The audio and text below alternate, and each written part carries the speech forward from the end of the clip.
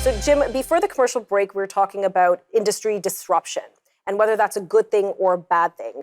And, perhaps I'm a bit more of a conservative, hesitant woman where I'm like, oh, I don't like change and it's going to be too difficult to change. You've given us a great example with telephone operators and how they adapted. Could you give a few more examples of historically when drastic change occurred and how we adapted? Well, the one I want to, it's very present. Right now, there are 45,000 people who are killed every year on North American roads by drivers. 94% of car accidents are due to drivers. And when we have AI, 45,000 lives are going to be saved. And that doesn't include the 2.5 million people who are permanently maimed.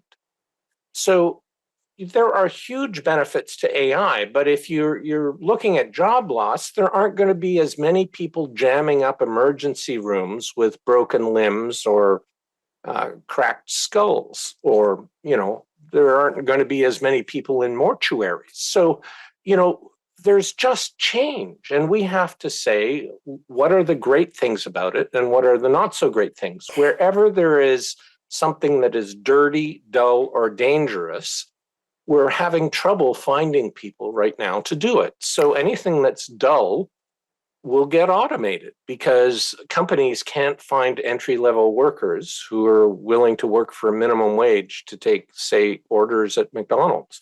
So I was in Barcelona, Spain, and there they have these 24 huge screens that take your orders. Now, there are people in the back who are making the food, but all the orders are taken by an automated screen that probably is better than a human on upselling you if you want hash browns.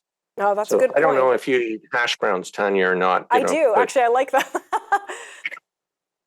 So one question I have, you brought up the automation and vehicles, that it's going to reduce car accidents drastically. How do we know that if it's not fully here yet? How can we predict that will be the life savings that will save that quantity of life?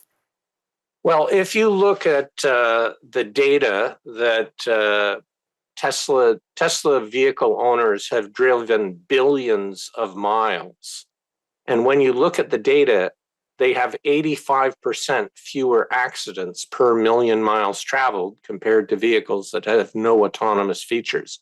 So the data is already there. So Tanya, my question to you is, what is your family worth? And when you're buying a new car, are you going to spend a little bit more money to make sure your 16-year-old son or daughter has autonomous features because, they've got raging hormones, but we want to make sure they're safe.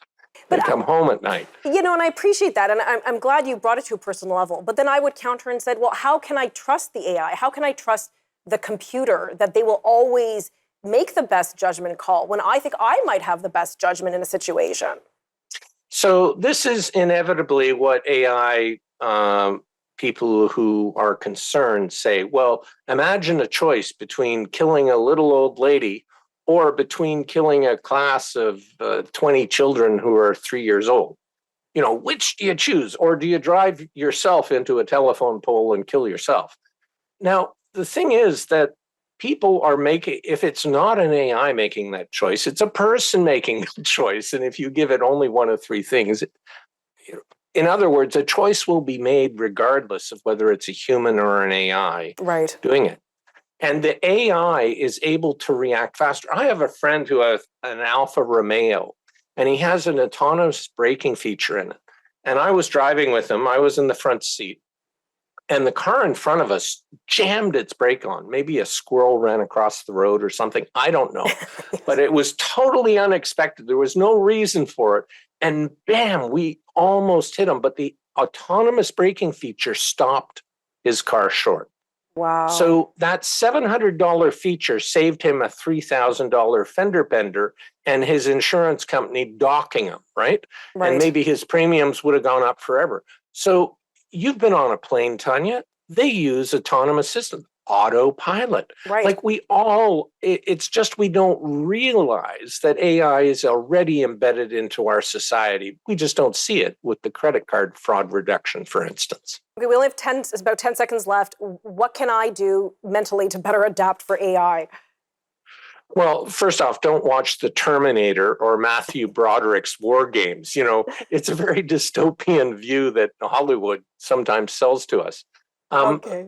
Really, learning is the key. We're all going to have to learn and adapt, but that's the way it's always been throughout humanity's course. Okay, Jim, thank you so much for joining me today. Appreciate it.